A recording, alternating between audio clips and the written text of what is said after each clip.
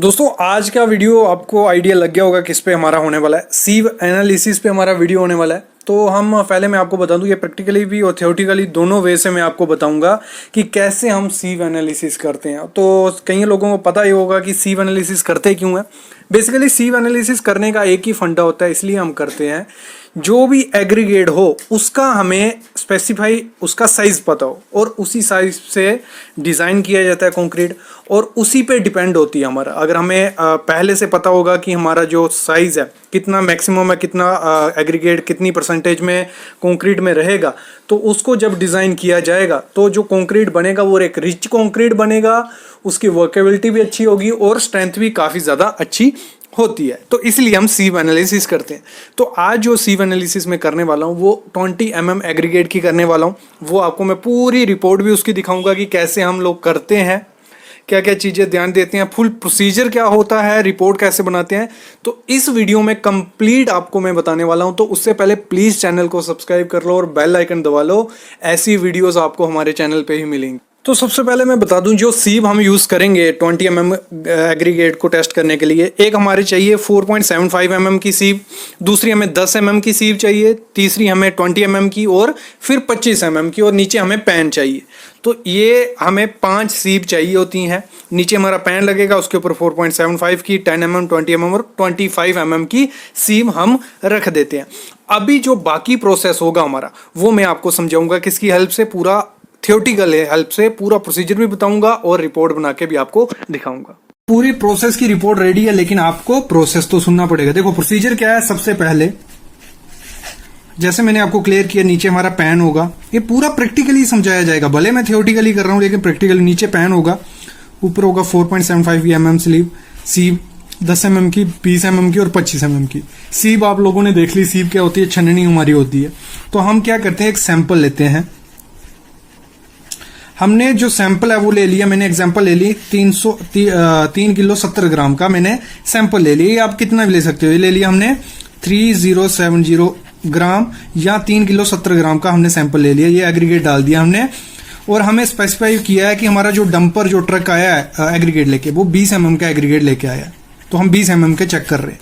तो 20 mm का जब मैंने उसमें डाला 25 mm की सीव में, तो उसको हमें शेक करना होता है। इसलिए एक वाइब्रेटर भी आता है, नीचे वाइब्रेटर लगा होता है। पूरी छननी हिलती है।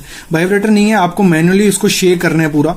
जब शेक करोगे तो जो ऊपर से एग्रीगेट होता है, छोटे छोटे पीस, क्योंकि इसमें स्पेस होती है। जैसे आपने छन्नी देखी, हमारी छन्नी कुछ ऐसी होती है हर साइज की। तो जो पीस होंगे वो नीचे नीचे एग्रीगेट नीचे नीचे आता जाएगा अपनी साइज के हिसाब से। ठीक है। तो सबसे पहले क्या किया, हमने इसको शेक किया। ठीक है। तो हमारा जो 25 mm का था उसमें हमारा 0 बचा, उसमें एक भी एग्रीगेट का पीस नहीं बचा। पहले सबसे पहले यहां देखना, यहां नहीं।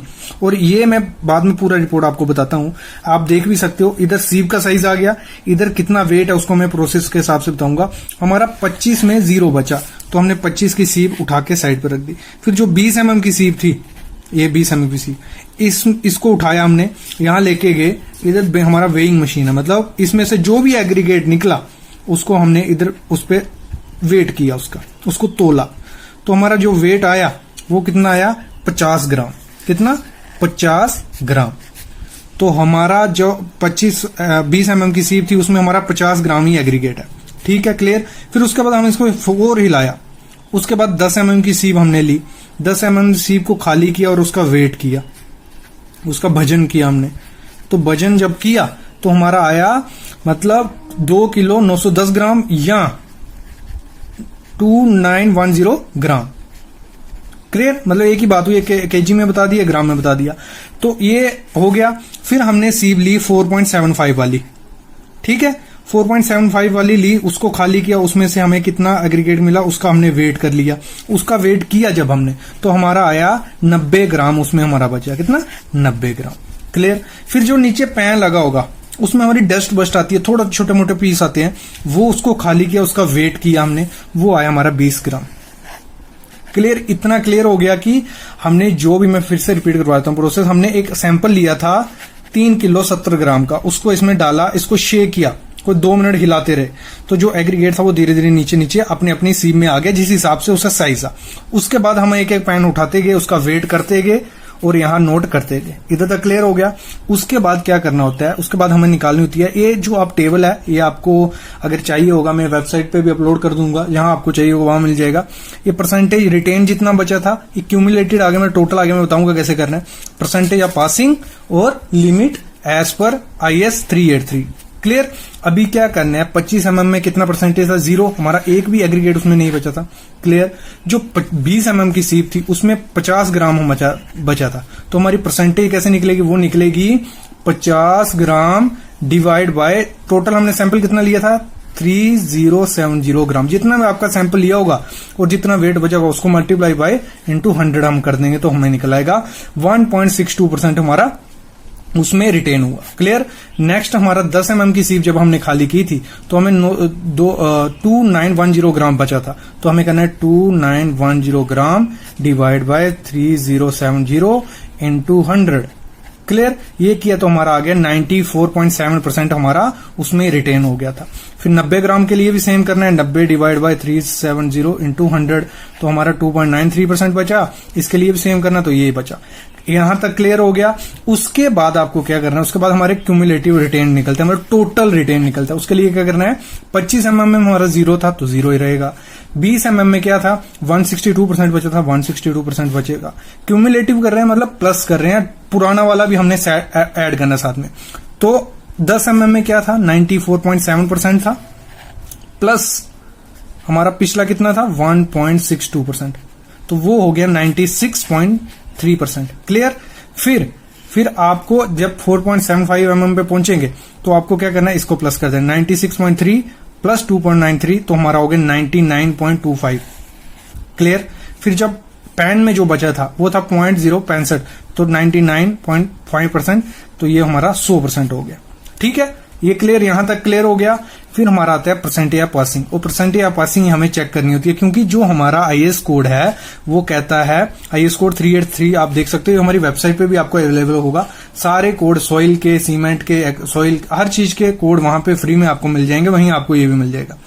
वो कहता है जब आप 20 mm के एग्रीगेट का सीव एनालिसिस कर रहे होते हो तो 25 mm में लिमिट कितनी होती है 100%, मतलब 100 से ज्यादा नहीं होनी चाहिए। 20 mm में 85 से 100% होनी चाहिए। 10 mm में 0 से 20% होनी चाहिए। 4.7 mm में 0 से 5%। तो अभी हम देखते हैं हमारा कितना बचा है। जो एग्रीगेट हम टेस्ट कर रहे हैं वो सही है कि गलत। तो हमारा क्या था परसेंटेज 100, तो 100 क्लियर, ये पास हो गया हमारा। दूसरा हमारा आया था 98.3, इधर परसेंटेज कितनी 85 से 100 तक, तो ये भी हमारा पास हो गया। फिर हमारा अगला है 10 mm के लिए, वो है 0 to 20, तो ये हमारा आया 3.7, ये भी हमारा पास हो गया। फिर हमारा 4.7 के लिए है 0 से 75, तो ये हमारा आया 0.75, मतलब ये भी पास हो गया। और ये हमारा पैन में जो भी डस्ट थी वो क्लियर है, उससे इतना कुछ लेना देना नहीं होता। तो इससे आपको क्लियर हो गया कि हमारा जो एग्रीगेट था वो टेस्ट पास हो चुका है। जो हम एग्रीगेट जो हमारा डंपर आया था, ट्रक आया था एग्रीगेट लेके, उसको हम यूज कर सकते हैं, उससे हमारा अच्छा कंक्रीट बनेगा। यही प्रोसेस रहता है, सिंपल रहता है। अभी 20 mm का हो गया, फाइन एग्रीगेट का भी लाएंगे, सैंड का भी लाएंगे, सब कुछ आपको इस चैनल पे टेस्ट, चेकलिस्ट सब कुछ मिलता रहेगा, प्रैक्टिकल नॉलेज मिलता रहेगा फ्री में। बस आपको क्या करना पड़ता है उसके लिए चैनल को सब्सक्राइब करना पड़ता है और बेल आइकन दबा लो। जॉब के लिए नया चैनल क्रिएट किया, बिजनेस के लिए नया चैनल है, और इंजीनियरिंग की बेसिक के लिए हमारा नया चैनल है। तो सब आपको डिस्क्रिप्शन में सब कुछ मिल जाएगा। आप बस देखते रहो, सीखते रहो, ग्रो करते रहो। और इसके रिलेटेड कोई भी क्वेश्चन होता है तो आप जरूर कमेंट करना, मैं उसका रिप्लाई जरूर आपको करूंगा। Thank you guys.